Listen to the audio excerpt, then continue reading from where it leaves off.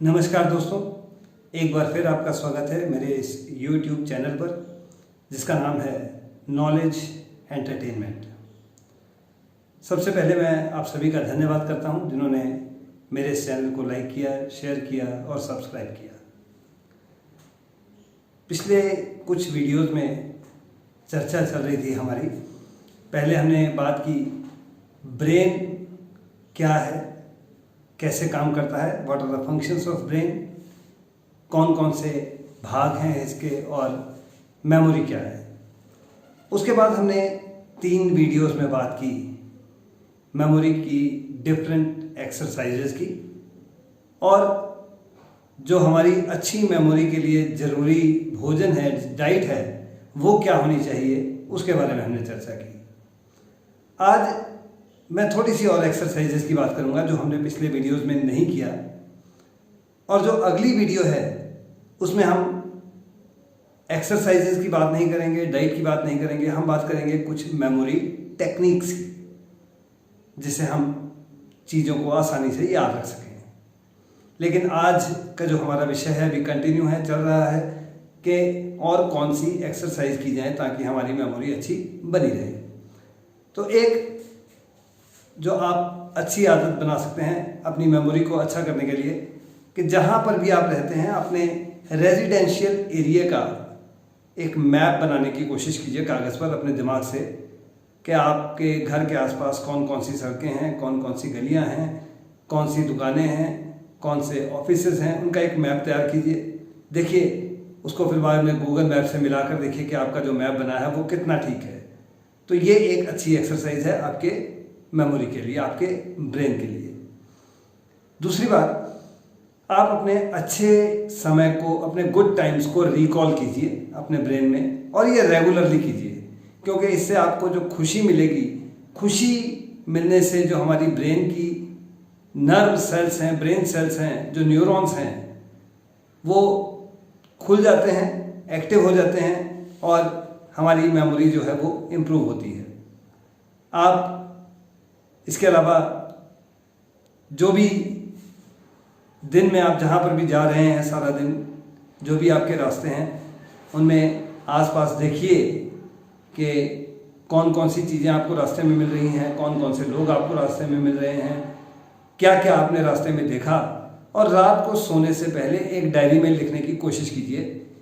धीरे धीरे अगर आप इसे रोज़ करना शुरू करेंगे तो 15 या 20 दिनों के बाद आपको पता चलेगा कि आप कितना कुछ भूल रहे थे और आप कितना कुछ याद रख पा रहे हैं। 20 दिन में ही आपको एक इम्प्रूव्ड मेमोरी के रिजल्ट्स जो हैं वो इस एक्सरसाइज से मिलने शुरू हो जाएंगे। एक अच्छा काम आप और कर सकते हैं कि आप अगर म्यूज़िक आपको बजाना आता है, गाना आता है तो प्ले कीजिए उसको, और नहीं आता है तो आप म्यूज़िक सीखिए क्योंकि म्यूज़िक का सीधा कनेक्शन हमारी मेमोरी के साथ है, हमारे ब्रेन सेल्स के साथ है।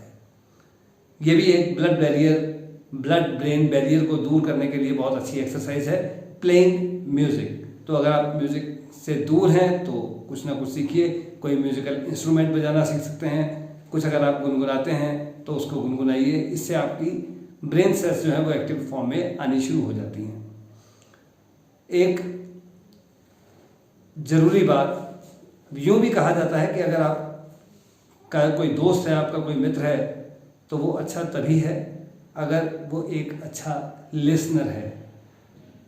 ऐसा इसलिए कहा जाता है क्योंकि एक अच्छा लिसनर जो है, जो बोलता कम है और सुनता ज़्यादा है, उसकी ब्रेन सेल्स ज़्यादा एक्टिवेटेड होती हैं, उसके न्यूरॉन्स ज़्यादा एक्टिवेटेड होते हैं और उसकी मेमोरी ज़्यादा अच्छी होती है। तो नेचुरली ऐसे व्यक्ति का अच्छा दोस्त सिद्ध होना, साबित होना नेचुरल सी बात है। स्ट्रेस मैनेजमेंट बहुत ज़रूरी है आपके लिए क्योंकि स्ट्रेस में आपके न्यूरॉन्स सिकुड़ जाते हैं, ब्रेन सेल्स जो हैं वो टूटने लगते हैं, आपके नर्व सेल्स जो हैं उनका लॉस होना शुरू हो जाता है और आपकी मेमोरी कम होती जाती है। लेट एज में आपको, जितना आप ज़्यादा यंग एज में स्ट्रेस लेते हैं, लेट एज में आपको अल्जाइमर होने के उतने ही ज़्यादा चांस बढ़ जाते हैं। तो स्ट्रेस मैनेजमेंट बहुत ज़रूरी है। जब आप किसी परेशानी में हों, जब आप स्ट्रेस में हों तो ज़्यादा समय तक इसको अपने दिमाग में मत रखिए। जल्दी से जल्दी अपने स्ट्रेस को अपने दिमाग से निकालने की कोशिश कीजिए। और ऐसा करना मुश्किल नहीं है, क्योंकि अगर आप सोचें कि आज से 2 साल पहले अगर आपको किसी चीज़ की स्ट्रेस थी, आप किसी चीज़ को लेकर परेशान थे, तो आज की अगर बात करें तो उसका कितना बड़ा रोल है आपकी लाइफ में? शायद कुछ भी नहीं। अगर आप ध्यान से सोचें तो आपको लगेगा कि उस समय अगर मैं परेशान ना होता, अगर स्ट्रेस ना लेता, तो भी आज जो सिचुएशन है ये ऐसी ही रहनी थी।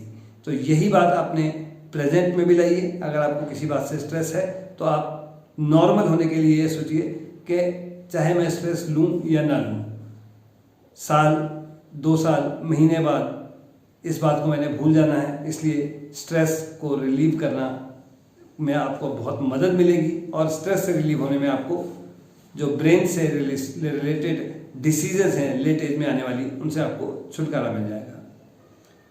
एक और एक्सरसाइज अच्छी है कि आप जो भी वर्ड्स सुनते हैं, जो भी, जैसे मैंने आपको दूसरी वीडियो में आपको 10 शब्द लिखवाए थे, आपने सुने, मैंने कहा था कि आपको वीडियो ख़त्म होने के बाद उन्हें लिखिएगा। तो हो सकता है किसी ने 4, 5, 6 या 7 शब्द लिखे हों, और अगर किसी ने उसी ऑर्डर में लिखने की कोशिश की हो तो हो सकता है कि 3, 4 या 5 ही लिख पाया हो। 10 के 10 शायद आप नहीं लिख पाए होंगे। कारण ये है कि आपने उसे अपनी ऑडियो मेमोरी में स्टोर करने की कोशिश की, आप उसे विजुअल मेमोरी में लेकर नहीं गए। विजुअल मेमोरी में अगर लेकर जाते तो उन सभी को लिखना आसान था, और मैं शर्तिया ये बात कह सकता हूँ कि उन्हें उसी ऑर्डर में भी लिखा जा सकता था। और ये कैसे किया जा सकता है, ये मैं आपको अगले वीडियो में चर्चा करूँगा कि किस तरह से आप चीज़ों को उसी ऑर्डर में सुनने के बाद लिख सकते हैं, क्योंकि इसमें आपकी विजुअल मेमोरी जो है उसका प्रयोग होता है। तो आपको ये सलाह है कि आप विजुअल मेमोरी का प्रयोग करें। जो भी वर्ड, जो भी शब्द आप अपनी मेमोरी में रखना चाहते हैं, उसे उस शब्द के रूप में ना रख के उसकी एक पिक्चर तैयार करें, और उस पिक्चर या उस वीडियो के स्नैपशॉट्स को अपने मेमोरी में रखें, तो आपको रिकॉल करने में बहुत ही आसानी होगी। इसके साथ ही एक और एक्सरसाइज है जो आपको लगेगा कि शायद मैं यूं ही कह रहा हूं, लेकिन ये सब बातें जो मैं आपको बता रहा हूं, जिसकी मैं आपके साथ चर्चा कर रहा हूं, ये सब साइंटिफिकली प्रूव्ड है। तो एक और एक्सरसाइज है आपकी मेमोरी को इम्प्रूव करने के लिए है, वो है कि take shower with closed eyes. जब आप नहा रहे हों, आंखें बंद करके नहाने की कोशिश कीजिए। वो भी आपकी मेमोरी को इम्प्रूव करने के लिए एक अच्छी एक्सरसाइज है। एक और बात जो मैंने पहले भी अपनी वीडियोस में चर्चा की थी कि कुछ लोग लेफ्ट ब्रेन्ड होते हैं और कुछ राइट ब्रेन्ड होते हैं, लेकिन उन दोनों के मुकाबले में उन लोगों की मेमोरी, उन लोगों की याददाश्त ज़्यादा अच्छी होती है जो कि बैलेंस्ड ब्रेन्ड होते हैं। और ऐसे लोग सिर्फ 0.01% होते हैं, यानी कि 10,000 में से कोई एक। तो आप भी बैलेंस्ड ब्रेन्ड होने की कोशिश कीजिए, और उसके लिए जो एक्सरसाइज है वो ये है कि आप जो कुछ भी देख रहे हैं, अगर आपके पास समय है तो आप उस चीज़ को अपसाइड डाउन, उल्टा देखने की कोशिश करें। इमेजिन कीजिए कमरा है, इमेजिन कीजिए कि अगर ये उल्टा होता तो कैसा होता। तो उससे क्या है कि अगर आप लेफ्ट ब्रेन हैं तो आपका राइट ब्रेन जो है वो डेवलप होना शुरू हो जाता है, विकसित होना शुरू हो जाता है। और अगर आप राइट ब्रेन हैं तो आपका जो लेफ्ट पार्ट है वो डेवलप होना शुरू हो जाता है, विकसित होना शुरू हो जाता है, और धीरे धीरे आपकी गिनती बैलेंस्ड ब्रेन लोगों में आनी शुरू हो जाएगी। लेकिन उसके लिए ज़रूरी है कि आप जो कुछ भी देख रहे हैं उसे अपसाइड डाउन देखने की कोशिश करें, इमेजिन करें। अगर आप किसी कार को, स्कूटर को चलता हुआ देख रहे हैं तो इमेजिन कीजिए उसे बैकवर्ड चलता हुआ देखना। तो ये सब एक्सरसाइजेज है आपको बैलेंस्ड ब्रेन की ओर ले जाने के लिए। एक और बात जो मैं आपसे चर्चा करना चाहूँगा कि ओपन योर कार विंडो। अगर आप कार में सैर कर रहे हैं तो कार की खिड़की को खुला रखने की कोशिश करें जहाँ तक हो सके, क्योंकि खुली खिड़की वाली कार में चलने से आपको जो ताज़ी हवा मिलती है उससे जो आपके ऑक्सीजन इनटेक जा रही है वो आपके ब्रेन के लिए बहुत बेनिफिशियल है।